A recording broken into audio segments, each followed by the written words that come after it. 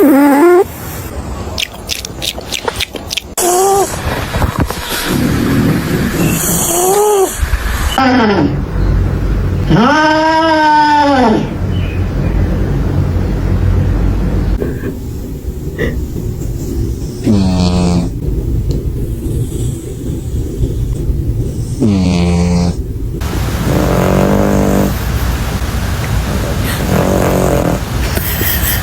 the court, almost loses the court. I'm sure that's not.